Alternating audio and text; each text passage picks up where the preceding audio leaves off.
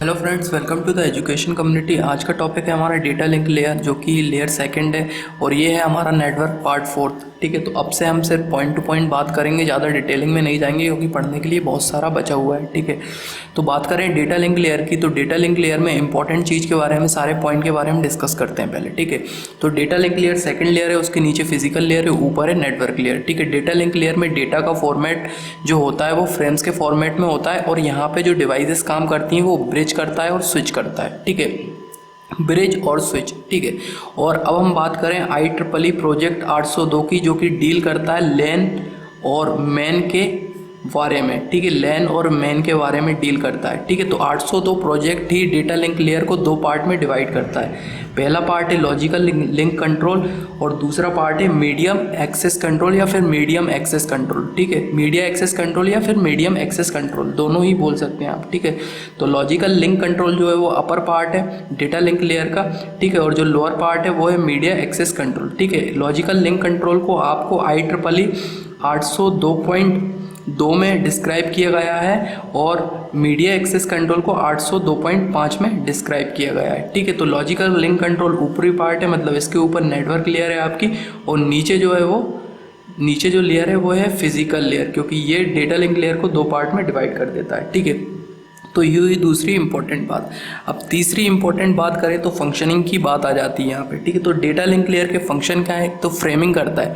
Framing का मतलब है जो ऊपर से जो नेटवर्क लेयर से जो पैकेट्स आएगा उसको मैनेजेबल फॉर्म्स में कन्वर्ट करना। ठीक है, तो मतलब उनके बिट्स के जो फॉर्मेट बना देना। ठीक है, तो मैनेज करना। ठीक है, तो उसको फ्रेमिंग बोलते हैं। ठीक है, दूसरा जो function important function data link layer का आता है वो फिजिकल एड्रेसिंग। फिजिकल एड्रेसिंग मतलब मैक एड्रेसिंग, और ये फिजिकल एड्रेस जो रहता है आपका वो 6 बाइट का है। 6 बाइट मीन्स 48 बिट। ठीक है, 6 बाइट मीन्स 48 बिट। ठीक है, और ये असाइन रहता है आपका NIC कार्ड पे, नेटवर्क इंटरफेस कार्ड पे। ठीक है, तो अगर नेटवर्क इंटरफेस कार्ड जो है वहाँ पे आपका फिजिकल एड्रेस असाइन है, मतलब कि अगर आप इंटरनेट से कनेक्टेड होना चाहते हैं, ठीक है, तो आपको NIC ज़रूरी है। ठीक है, बिना NIC के आप नेट से कनेक्टेड नहीं हो सकते इंटरनेट से। ठीक है, तो नेटवर्क इंटरफेस कार्ड वहाँ पे आता है। अब इसके भी बहुत सारे टाइप्स होते हैं। एक्सटर्नल नेटवर्क इंटरफेस कार्ड होता है, इंटरनल होता है। ठीक है, ठीक है, तो ये दो तरीके के नेटवर्क इंटरफेस कार्ड होते हैं। इसके अलावा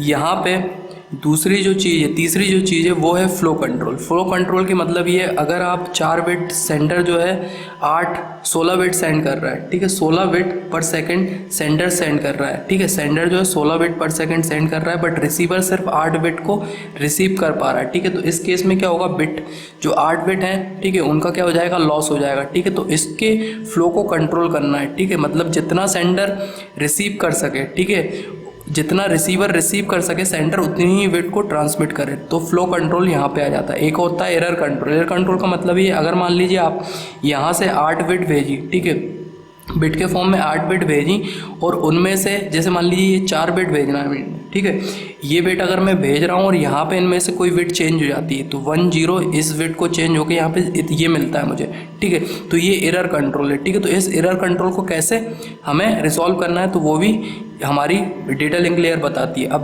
पांचवा फंक्शन है मीडिया एक्सेस, और इसको लाइन डिसिप्लिन भी बोलते हैं। ठीक है, मीडिया एक्सेस का मतलब ये, अगर डिवाइसेस आपस में कनेक्टेड हैं, ठीक है, तो कौन सी डिवाइस चैनल को यूज़ करेगी, ठीक है, या फिर कौन सी डिवाइस डेटा को सेंड करेगी या फिर कौन सी रिसीव करेगी, तो ये सारा काम जो रहता है वो मीडिया एक्सेस के अंदर आ जाता है। ठीक है, तो ये सारे फंक्शन है इंपॉर्टेंट। ठीक है, अब इनके अंदर भी चीज़ें हैं। ठीक है, मतलब जैसे अगर फ्लो कंट्रोल की बात करें तो फ्लो कंट्रोल के लिए हम क्या यूज़ करते हैं, ठीक है, तो फ्लो कंट्रोल के लिए stop and wait protocol use करते हैं। ठीक है, इसी प्रकार हम जो फ्लो कंट्रोल है उसके लिए एक और प्रोटोकॉल यूज़ करते हैं जिसको बोलते हैं स्लाइडिंग विंडो प्रोटोकॉल। ठीक है, flow control stop and wait protocol जब हम एक फ्रेम एक समय में सेंड करें, ठीक है, 1 फ्रेम एट अ टाइम, मतलब एक फ्रेम एक समय में सेंड करें, 1 फ्रेम एट अ टाइम, तो हम स्टॉप एंड वेट यूज़ करेंगे। बट अगर मल्टीपल फ्रेम सेंड करेंगे, ठीक है, एक समय में मल्टीपल फ्रेम सेंड करनी है, तो हम स्लाइडिंग विंडो प्रोटोकॉल यूज़ करते हैं। ठीक है, इसी प्रकार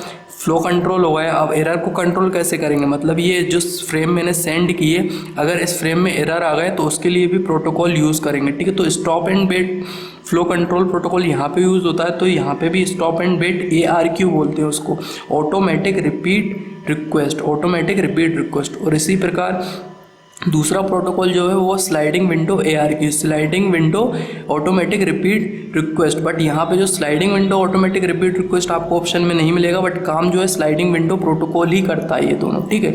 तो यहाँ पे जो ऑप्शन में मिलेंगे वो गो बैक एन ARQ और सिलेक्टिव रिपीट ARQ, ठीक है। स्टॉप एंड वेट, एक बार में एक फ्रेम जो सेंड की, ठीक है, उसमें अगर एरर आई तो उसको रिजॉल्व करने का काम ये करता है, ठीक है। तो एक बार में एक फ्रेम सेंड की तो उसको रिजॉल्व करने का काम स्टॉप वेट ARQ करेगा, ठीक है। और मल्टीपल फ्रेम सेंड की, ठीक है, तो गो बैक एन ARQ, मतलब कि अगर 1 2 3 4 फ्रेम मैंने सेंड की, ठीक है, और मेरी जो फ्रेम 3 है, ठीक है, फ्रेम 3 का एक्नॉलेजमेंट मुझे नहीं मिला, तो 3 और 4 को दोबारा से मुझे रीट्रांसमिट करेंगे। तो ये काम करता है गो बैक एन ARQ। और सिलेक्टिव रिपीट ARQ, मान लीजिए 1 2 3 4 सेंड की और 3 का मुझे एक्नॉलेजमेंट नहीं मिला, तो उस केस में मैं 3 फ्रेम को रीट्रांसमिट करूँगा। तो ये सिलेक्टिव ARQ ये काम करता है, ठीक है। तो ये फ्लो कंट्रोल में प्रोटोकॉल्स यूज होते हैं, ये एरर कंट्रोल में प्रोटोकॉल यूज होते हैं, ठीक है। अब मीडिया एक्सेस करने के लिए क्या क्या यूज़ करना है, ठीक है। तो मीडिया एक्सेस या फिर इसको लाइन डिसिप्लिन भी बोलते हैं, ठीक है। तो जब पॉइंट टू पॉइंट कनेक्शन होता है, ठीक है, तो पॉइंट टू पॉइंट कनेक्शन के लिए एनक्वायरी और एक्नॉलेजमेंट, ठीक है, और पोल और सेलेक्ट यूज़ करते हैं जब मल्टी पॉइंट कनेक्शन हो, ठीक है, मल्टी पॉइंट कनेक्शन हो, ठीक है। मीन्स आपको डेटा भेजना है और सेंड करना है, तो उसके लिए ये इंक्वायरी एक्नॉलेजमेंट प्रोटोकॉल या पोल और सेलेक्ट प्रोटोकॉल, ठीक है। जैसे कि पॉइंट टू पॉइंट अगर डिवाइसेस आपस में कनेक्टेड हैं, ठीक है, पॉइंट टू पॉइंट कनेक्टेड है, तो एक डिवाइस इंक्वायरी करेगी कि मुझे डेटा सेंड करना है, तो वो इंक्वायरी सिग्नल इसको भेज देगी, तो यहाँ से जो है एक्नॉलेजमेंट मिल जाएगा उसको कि आप जो है डेटा सेंड कर सकते हैं। देन डिवाइस डेटा सेंड कर देगी। इसी तरीके से पूरा का पूरा ट्रांसमिशन चलता रहता है। पोल और सेलेक्ट में जो अगर ये डिवाइसेस इस तरीके से बस टॉपोलॉजी में कनेक्टेड हो, ठीक है, ये डिवाइस इस तरीके से मल्टी पॉइंट कनेक्टेड हो, ठीक है, तो इस लाइन पे, ठीक है, मतलब इस लाइन को एक्सेस कौन करेगा, क्योंकि अगर बिना मीडिया एक्सेस को कंट्रोल किए, मतलब अगर इसको कंट्रोल नहीं किया गया, तो अगर यहाँ से कोई डिवाइस, जैसे ये प्राइमरी डिवाइस है, ठीक है, ये प्राइमरी डिवाइसेस हैं, ठीक है, और ये हैं हमारी सेकेंडरी डिवाइस, ठीक है, ये हैं सेकेंडरी डिवाइस, ठीक है। अब इनको आपस में डेटा सेंड करना है, ठीक है, तो अगर ये डिवाइस सेंड कर दे यहाँ से और यहाँ से कोई डिवाइस सेंड कर दे, तो ये तो कॉलिजन हो जाएगा, ठीक है। तो कॉलिजन हो जाएगा, तो इससे बचने के लिए क्या किया जाए, ठीक है। तो इससे बचने के लिए यहाँ पे 2 प्रोटोकॉल यूज़ करते हैं आपके मीडिया एक्सेस कंट्रोल में, ठीक है। पहला प्रोटोकॉल जो होता है वो पॉल करना और सिलेक्ट करना, ठीक है, ये दोनों चीज़ यूज़ करते हैं, पॉल एंड सिलेक्ट, ठीक है। तो पॉल एंड सिलेक्ट क्या है, ठीक है, वो देखेंगे, ठीक है। दूसरी चीज़ है अपनी, ठीक है, दूसरी जो है वो है आपका इंक्वायरी एंड एक्नॉलेजमेंट, ठीक है, इंक्वायरी एंड एक्नॉलेजमेंट, ठीक है। तो दोनों की बात करेंगे। पहले बात कर रहे हैं जब मल्टी पॉइंट कनेक्शन, ठीक है, मल्टी पॉइंट कनेक्शन हो। मल्टी पॉइंट कनेक्शन का मतलब ये डिवाइसेस जो हैं वो इस तरीके से कनेक्टेड हो, मतलब एक ही जो लाइन है इसको मल्टीपल डिवाइसेस एक्सेस कर रहे हैं, ठीक है। तो मल्टी पॉइंट एक्सेस जब होगा तब पॉल एंड सेलेक्ट यूज़ होगा, ठीक है, पॉल एंड सेलेक्ट होगा। और जब नोड टू नोड कनेक्शन, मतलब कि पॉइंट टू पॉइंट कनेक्शन होगा, ठीक है, पॉइंट टू पॉइंट कनेक्शन होगा, तब इंक्वायरी और एक्नॉलेजमेंट यूज़ होगा, ठीक है। इंक्वायरी और एक्नॉलेजमेंट सिंपल सा है। अगर ए डिवाइस जो है, ठीक है, डेटा रिसीव करना चाहती है, ठीक है, ए डिवाइस, ठीक है, तो ये इंक्वायरी कर लेगी, ठीक है, ENQ सिग्नल भेज देगी, ठीक है। तो यहाँ से इसको एक्नॉलेजमेंट मिल जाएगा, ठीक है, और फिर अगर ये डेटा भेजना चाहती है तो यहाँ से डेटा भेज देगी, ठीक है। इसी तरीके से इनके बीच कम्युनिकेशन चलता रहेगा, ठीक है। पॉल एंड सेलेक्ट, ठीक है, पॉल एंड सेलेक्ट आपका यूज़ होता है मल्टी पॉइंट कनेक्शन, ठीक है, मल्टी पॉइंट कनेक्शन जब आपका पॉल एंड सेलेक्ट यूज़ होता है। अब पॉल क्या करता है, सेलेक्ट क्या करता है, ठीक है। तो जो प्राइमरी डिवाइस है और ये है हमारी सेकेंडरी डिवाइसेस, ठीक है। तो प्राइमरी डिवाइस जब डेटा को सेंड करना चाहेगी, ठीक है, प्राइमरी डिवाइस जब डेटा को सेंड करना चाहेगी तो वो सिलेक्ट करेगी किसी भी मशीन को, ठीक है। मान लीजिए अगर इसको डेटा को सेंड करना है A, B और C है, ठीक है, A, B और C है, ठीक है। तो ये क्या करेगी, यहाँ से सिग्नल पास कर देगी, उस सिग्नल को बोलेंगे हम सिलेक्ट सिग्नल, ठीक है, सिलेक्ट सिग्नल, ठीक है। तो ये सिग्नल पास कर दिया, ठीक है।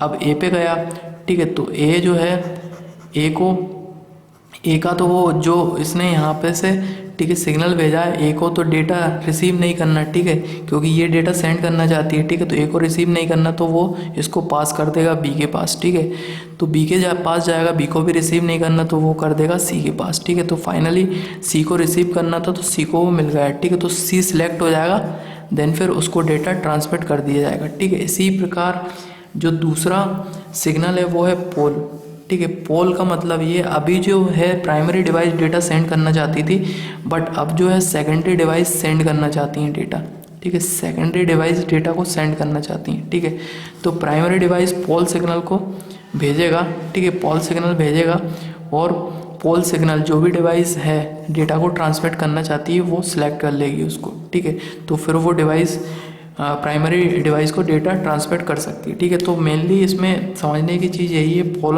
और सेलेक्ट है, ठीक है, वो मल्टी पॉइंट में यूज़ होती हैं आपकी, ठीक है, मल्टी पॉइंट कॉन्फ़िगरेशन में यूज़ होती हैं। यहाँ चीज़ है जैसे कि प्रोटोकॉल, ठीक है, तो प्रोटोकॉल की बात करें, ठीक है, तो यहाँ पे एक तो इथरनेट, ठीक है, इथरनेट यूज़ होता है। इथरनेट आपका जो है 802.3 IEEE, ठीक है, 802.3 IEEE, ठीक है, तो इथरनेट यूज़ होता है, ठीक है, ये टेक्नोलॉजी ये लैन में यूज़ करते हैं, ठीक है। पॉइंट टू पॉइंट प्रोटोकॉल जो है हम जान रहे हैं, जैसे कि अगर डिवाइसेस पॉइंट टू पॉइंट मतलब इस तरीके से कनेक्टेड हो तो इनके बीच में कैसे कम्युनिकेशन होगा, तो उसके लिए पॉइंट टू पॉइंट प्रोटोकॉल, ठीक है। अब पॉइंट टू पॉइंट प्रोटोकॉल से पहले भी एक स्लिप प्रोटोकॉल यूज़ होता था, बट वो आउटडेटेड हो गया, अब पॉइंट टू पॉइंट प्रोटोकॉल हम यूज़ करते हैं, ठीक है। SDLC high definition data link control, तो ये भी यहाँ पे यूज़ होता है, ठीक है। अब इसके अलावा हमारा जो बचा है वो बचा है एक्सप्लेनेशन, ठीक है, मतलब ये तो इम्पोर्टेंट पॉइंट थे, अगर ये डायरेक्टली आपको समझ में आ गए तो अच्छी बात है, और इसके अलावा तो वैसे कुछ पूछेगा नहीं। जैसे यहाँ पे ब्रिज और स्विच, ठीक है, तो ब्रिज जो है वो दो सिमिलर लेन, ठीक है, मतलब अगर बस टोपोलॉजी आप यूज़ कर रहे हैं, ठीक है, मतलब ये आप बस टोपोलॉजी यूज़ कर रहे हैं, और आप इस बस टोपोलॉजी को मतलब डिवाइड करना है दो पार्ट्स में, ठीक है, तो आप क्या करेंगे, ब्रिज यूज़ कर लेंगे, ठीक है, ब्रिज यूज़ कर लेंगे। तो सिमिलर टोपोलॉजी के लिए तो आप ब्रिज यूज़ कर सकते हैं, ठीक है, सिमिलर टोपोलॉजी ब्रिज यूज़ कर सकते हैं, और इसको मल्टीपोर्ट हब भी बोलते हैं, ठीक है, मल्टीपोर्ट हब भी ब्रिज होता है, ठीक है। स्विच ब्रिज से इंटेलिजेंट थोड़ा ज़्यादा होता है, ठीक है, जैसे कि हब में क्या होता है, हब को अगर कोई भी डेटा सेंड करेगा, ठीक है, एक डिवाइस अगर डेटा सेंड करेगी और इससे 3 डिवाइसेस कनेक्टेड हैं, ठीक है, तो हब क्या करेगा, ब्रॉडकास्ट कर देगा, तीनों डिवाइसेस को डेटा सेंड कर देगा, ठीक है। बट स्विच क्या करता है, फर्स्ट टाइम तो ये ब्रॉडकास्ट कर देता है, ठीक है, बट सेकंड टाइम अगर बी को डेटा भेजा होगा तो ये इंटेलिजेंट डिवाइस है, ये लर्न कर लेती है, ठीक है, तो अगर दूसरी बार अगर वी को डेटा भेजा होगा तो हब जो स्विच है वो अपनी टेबल्स यूज़ करके और सिर्फ वी को ही डेटा ट्रांसमिट करेगा, ठीक है, तो ये स्विच होता है, ठीक है। अब हम जो हमने पढ़ा है फ्लो कंट्रोल, एरर कंट्रोल, इनको थोड़ा सा समझ लेते हैं, ठीक है। एरर कंट्रोल की बात की थी, जहाँ पे data link layer error control का काम कर रही थी, बट एरर कितने टाइप्स के होते हैं ये भी पूछ लिया जाता है, ठीक है। तो एरर की बात करें तो एरर 3 टाइप्स के हैं, single bit error, multi bit error और आपका बस्ट एरर, ठीक है। तो सिंगल बिट एरर मतलब कि अगर आपने ये 4 बिट, ठीक है, ये 4 बिट मुझे ट्रांसमिट करनी है, ठीक है, तो ये फर्स्ट सेकंड थर्ड में ये सेंडर है और ये ट्रांसमिट कर रहा है रिसीवर को, तो अगर ये सेकंड वाली बिट, ठीक है, तो ये बिट अगर 1 से 0 हो गई, ठीक है, 0 0 ये हो गई, मतलब यहाँ पे ये जो ये बिट है यहाँ पे चेंज हो गई, तो ये सिंगल बिट एरर है, ठीक है। Multi bit error, multiple error या फिर मल्टी बिट एरर, अगर ये 4 ही बिट सेम मैंने भेजी, ठीक है, ये 4 ही बिट मैंने भेजी और फर्स्ट बिट जो है वो 0 हो गई, ठीक है, सेकंड सेम ही है, ठीक है, फिर थर्ड बिट जो है 0 से 1 हो गई, तो यहाँ पे देखेंगे तो ये बिट चेंज हो रही है और ये बिट चेंज हो रही है, ठीक है, तो यहाँ पे 2 बिट चेंज हो रही है, तो 2 और 2 से ज़्यादा बिटें चेंज होंगी तो वो मल्टी बिट एरर होगा, 2 और मोर देन 2, ठीक है, 2 और मोर देन 2 होंगी तो वो मल्टीपल बिट एरर होगा। अब बस्ट एरर क्या है, बस्ट एरर अगर 2 कॉन्सिक्यूटिव, मतलब कि अगर 1 1 0 1 भेजा और मैंने दोनों कॉन्सिक्यूटिव बिट जो थी 1 1 वो 0 0 0 हो गई, ठीक है, तो मतलब कॉन्सिक्यूटिव लगातार ये बिट्स मेरी दोनों ही चेंज हो गई, तो ये बस्ट एरर होता है, ठीक है। तो सिंगल बिट, मल्टी बिट और बस्ट एरर, ठीक है, तो ये 3 तरीके के एरर होते हैं। अब यहाँ पे एरर को डिटेक्ट करना है, क्योंकि हम जब फ्रेम भेजेंगे तो सबसे पहले उस फ्रेम को डिटेक्ट करना पड़ेगा कि ये जो फ्रेम सेंडर ने मुझे भेजी है रिसीवर को, ठीक है, सेंडर ने जो फ्रेम, ठीक है, रिसीवर को भेजा है वो फ्रेम में एरर तो नहीं है। एरर डिटेक्शन और करेक्शन दोनों का काम कौन करती है? अपने डेटा लिंक लेयर, ठीक है। तो एरर को डिटेक्ट करना, ठीक है, और करेक्ट करना, उसी को एरर कंट्रोल बोलते हैं, ठीक है। तो एरर जो फ्रेम भेजी है उसको सबसे पहले चेक किया जाएगा, ठीक है। तो वो चेक कैसे किया जाएगा? तो चेक करने के तरीके हैं, ठीक है। तो दो तरीके से चेक किया जाता है, ठीक है। पहला है पैरिटी चेक, ठीक है, पैरिटी चेक, ठीक है। और पैरिटी चेक में एक तो सिंपल पैरिटी चेक होता है और 2 dimensional parity check. Simple parity check मतलब सिंगल बिट, अगर आपने जो फ्रेम भेजी है उसमें सिंगल बिट में चेंज आया है, ठीक है। तो सिंगल बिट में चेंज आया है तो ऑड पैरिटी और इवन पैरिटी यूज़ करके आप उसको आइडेंटिफाई कर सकते हैं। अब ये कैसे आइडेंटिफाई करते हैं वो मैं आपको थोड़ा सा बता देता हूँ। जैसे 1001 मुझे भेजना है, ठीक है, 1001, ठीक है, ये मुझे भेजना है, ठीक है, 4 बिट, ठीक है। तो ये 4 बिट मुझे भेजनी है, यह सेंडर और ये है रिसीवर, ठीक है। तो ये 4 बिट मुझे भेजनी है, ठीक है। तो ये जो है नंबर ऑफ 1 इस केस में है, नंबर ऑफ 1 जो है वो है ऑड, ठीक है, नंबर ऑफ 1 है ऑड। तो मैं इस डेटा में, ठीक है, मैं इस डेटा को पहले तो इवन पैरिटी बना दूँ, मतलब इसमें 1 ऐड कर दूँ, ठीक है। तो नंबर ऑफ 1 मेरे इवन हो जाएंगे, तो 100, ठीक है, इसमें 1 ऐड कर दूँ तो ये मेरा होगा इवन, ठीक है। ये हो गई इवन पैरिटी, मतलब डेटा मेरा जो था उसमें नंबर ऑफ 1 थे ऑड, तो मैंने उसको क्या बना दिया? इवन। अब मैं इस इवन 1 को सेंड कर दूं, ठीक है, इवन 1 को सेंड कर दूं। अगर इस एंड पे मुझे इवन पैरिटी मिल जाए, मतलब नंबर ऑफ 1 इवन मिल जाए, तो जो डेटा मैंने सेंड किया है उसमें कोई भी एरर नहीं है, ठीक है। इसी केस में अगर इवन नंबर ऑफ 1 होते तो मैं उसको ऑड बना देता और सेंड कर देता, देन फिर मैं ऑड चेक करता, ठीक है। तो ऑड इवन पैरिटी इस तरीके से चलती हैं, ठीक है। अब यहाँ पे एक केस, ठीक है, तो यहाँ पे जो यूज़ किया जाता है वो वर्टिकल रिडंडेंसी चेक यूज़ किया जाता है, VRC, सिंगल बिट एरर के लिए VRC यूज़ करते हैं, ठीक है। अब यहाँ पे एक केस ये बन सकता है, अगर आपने ये 5 बिट भेजी हैं, ठीक है, 10001 है, ठीक है। तो 0 की जगह अगर 1 हुआ, मतलब 0 की जगह 1 हुआ, मतलब 1001 है, ठीक है, ये भेजा तो मतलब ये सेम ही डेटा भेजा, मतलब नो एरर। बट यहाँ पे अगर 0 है, ठीक है, ये चेंज हो जाता है, एक ही 0 चेंज हुआ, तो यहाँ पे क्या हुआ? इवन, ठीक है, ऑड नंबर ऑफ 1 आ रहा है, ठीक है, तो यहाँ पे एरर आ गई। बट अगर 2 डिजिट चेंज हो जाती, 2 बिट चेंज हो जाती, मतलब ये दोनों 0 अगर 11 हो जाते हैं, ठीक है, तो 1101 हो जाता, ठीक है, इस केस में 1101 हो जाता। तो यहाँ पे भी ये इवन नंबर ऑफ 1 है, ठीक है, इवन नंबर ऑफ 1 है, ठीक है। तो सिंगल बिट पैरिटी से जब सिंगल बिट हो एरर तो डिटेक्ट कर पा रहे हैं, ठीक है, सिंगल बिट पैरिटी से। बट अगर 2 बिट में एरर आ गए तो उसको आप डिटेक्ट नहीं कर पा रहे, तो उसके लिए 2D पैरिटी यूज़ की जाती है, 2 डायमेंशनल पैरिटी जिसको बोलते हैं, ठीक है। तो यहाँ पे लॉन्गिट्यूडनल रिडंडेंसी चेक है, ठीक है, लॉन्गिट्यूडनल रिडंडेंसी चेक है और इसमें इवन पैरिटी यूज़ की जाती है, ठीक है।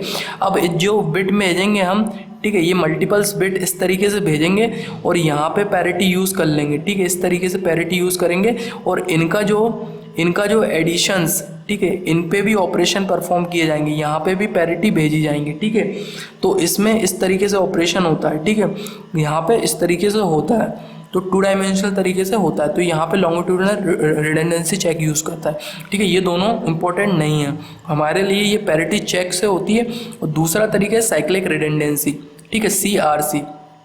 साइक्लिक रिडंडेंसी इंपॉर्टेंट है, ठीक है, साइक्लिक रिडंडेंसी इसलिए इंपॉर्टेंट है, साइक्लिक रिडंडेंसी तो डिजिटल नेटवर्क और जो स्टोरेज डिवाइसेस हम यूज़ करते हैं, ठीक है, तो उनमें जो एक्सीडेंटल डैमेज आ जाता है, ठीक है, स्टोरेज डिवाइसेस जो यूज़ करते हैं उसमें एक्सीडेंटल डैमेज वगैरह आ गया तो वहाँ पे डिटेक्ट करना, ठीक है, वहाँ पे भी साइक्लिक रिडंडेंसी यूज़ करते हैं। और ये एक स्पेशल, ठीक है, ये स्पेशल केस है, ठीक है, इसको ये इंपॉर्टेंट है, पूछा जा सकता है, ठीक है। तो सिंपल सी बात है, साइक्लिक रिडंडेंसी चेक में होता क्या है, जो डेटा आप बाइनरी का सेंड कर रहे हैं, ठीक है, जो डेटा आप सेंड करेंगे उसको एक पॉलिनोमियल, ठीक है, पॉलिनोमियल इक्वेशन से जो आपका डिवाइज़र निकल के आएगा, ठीक है, पॉलिनोमियल इक्वेशन से डिवाइज़र जो निकल के आएगा उस पॉलिनोमियल इक्वेशन से का डिवाइज़र जो है उससे इसको डिवाइड किया जाता है, ठीक है। इसको डिवाइड किया जाएगा यहाँ पे y, मतलब यहाँ पे जो रिमाइंडर आया, ठीक है, यहाँ पे जो रिमाइंडर आया उस रिमाइंडर को डेटा के साथ, डेटा प्लस रिमाइंडर, ठीक है, डेटा प्लस रिमाइंडर यहाँ पे सेंड किया जाता है, डेटा प्लस रिमाइंडर सेंड किया जाएगा। फिर रिसीवर क्या करेगा, रिसीवर, इस डेटा प्लस रिमाइंडर को डिवाइड करेगा। जो पॉलिनोमियल इक्वेशन है उसी का डिवाइज़र जो है वो यहाँ पे आप डिवाइड करके देखते हैं, और अगर आपको ये 0 0 मिल जाता है तो ये केस आपका, ठीक है, इस केस में आपका एरर नहीं है। ठीक है, तो साइक्लिक रिडंडेंसी में मतलब आप जाए नहीं इतना अंदर, ठीक है, क्योंकि साइक्लिक रिडंडेंसी डायरेक्टली देखा मतलब एक कैलकुलेटिव अप्रोच है। ठीक है, वहाँ पे एक कैलकुलेटिव अप्रोच है, मतलब जो आपका रिमाइंडर है, ठीक है, रिमाइंडर प्लस डेटा सेंड किया जाता है। ठीक है, रिमाइंडर प्लस डेटा यहाँ पे सेंड किया जाता है। ठीक है, अब दूसरा जो है एक और होता है, अब बोलते हैं अब एरर करेक्शन और डिटेक्शन। ठीक है, तो एरर करेक्शन और डिटेक्शन दोनों का ही काम, ठीक है, एरर करेक्ट करना और डिटेक्ट करना वो काम करता है हैमिंग कोड। मगर हैमिंग कोड का एक प्रॉब्लम ये है कि हैमिंग कोड एक बिट को करेक्ट कर पाता है, ठीक है, 1 बिट करेक्ट कर पाता है और 2 बिट डिटेक्ट कर पाता है। ठीक है, 1 बिट करेक्ट कर पाता है और 2 बिट डिटेक्ट कर पाता है, तो हैमिंग कोड ये है। ठीक है, अब एरर करेक्शन के लिए 2 तरीके होते हैं। ठीक है, एरर करेक्शन के लिए 2 तरीके होते हैं, एक होता है बैकवर्ड और दूसरा होता है फॉरवर्ड। मतलब कि अगर आपको डेटा भेजा गया है, ठीक है, अगर डेटा में एरर है तो उसको रीट्रांसमिट कर दें। ठीक है, रीट्रांसमिट कर दें तो इसको बोलेंगे हम बैकवर्ड, रीट्रांसमिट करना। ठीक है, और दूसरा होता है अगर उसमें एरर है, ठीक है, एरर है तो उसको रिकवर कर लें, मतलब उसको करेक्ट कर लें, डिटेक्ट करें देन उसको कवर करें, तो ये होता है हमारा फॉरवर्ड। ठीक है, रिकवर करना। ठीक है, अब क्या होता है टेक्नोलॉजी पे डिपेंड करता है, जैसे कि अगर मैं ऑप्टिकल फाइबर या फिर कोएक्सियल केबल ये यूज़ कर रहा हूँ तो मुझे रीट्रांसमिट करने में पैसे ज़्यादा नहीं लगेंगे। ठीक है, मतलब रीट्रांसमिट करना कॉस्टली नहीं होगा। ठीक है, बट अगर यही मैं वायरलेस मीडियम यूज़ कर रहा हूँ तो वहाँ पर रीट्रांसमिशन का कॉस्ट मुझे ज़्यादा आ जाता है। ठीक है, तो ये 2 तरीके टेक्नोलॉजी हम जो यूज़ करते हैं डेटा लिंक लेयर में, वो यूज़ करते हैं backward correction. Backward correction use करते हैं हम डेटा लिंक लेयर में। अब ये बैकवर्ड करेक्शन मतलब अगर एरर आ गई तो उसको रीट्रांसमिट कर दें। ठीक है, उसको रीट्रांसमिट कर दें।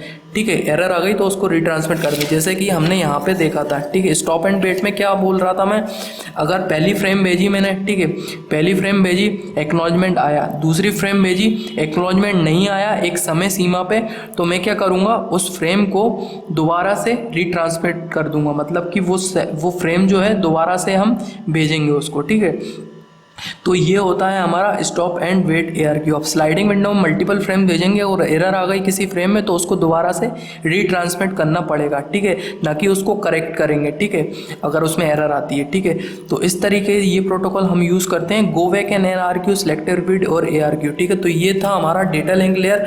अगला जो टॉपिक रहेगा वो रहेगा नेटवर्क लेयर, और अगर इसमें भी जैसे कि go back NARQ, selective repeat ARQ, या फिर इंक्वायरी पॉइंट टू पॉइंट में यूज़ होता है, enquiry acknowledgement point select multi point में यूज़ होता है। अगर ये समझ में नहीं आ रहा तो आप मुझे बता सकते हैं, मैं इसका भी एक्सप्लेनेशन आपको दे सकता हूँ। ठीक है, तो आप बता दें अंदर की चीज़ें भी इतनी डिटेल में जाना है या फिर पॉइंट टू पॉइंट इस तरीके से हम देखें। ठीक है, एक और चीज़ यहाँ पर बताना भूल गया मैं आपको, यहाँ पर डेटा लिंक लेयर ही एक ऐसी लेयर है। ठीक है, डेटा लिंक लेयर ही एक ऐसी लेयर है जहाँ पे हेडर के साथ आपका ट्रेलर भी जुड़ा होता है। ये ट्रेलर जो है वो एरर करेक्शन के लिए यूज़ किया जाता है। एक ही लेयर है 7 लेयर में जहाँ पे हेडर के साथ ट्रेलर भी जुड़ा होता है। ठीक है, तो ये हमारा पॉइंट टू पॉइंट था। अगर आपको पसंद आया तो इस वीडियो को लाइक करें, शेयर करें, और सबसे ज़्यादा जरूरी है चैनल को सब्सक्राइब करना है। थैंक यू सो मच इस वीडियो को देखने के लिए। आपका दिन शुभ हो।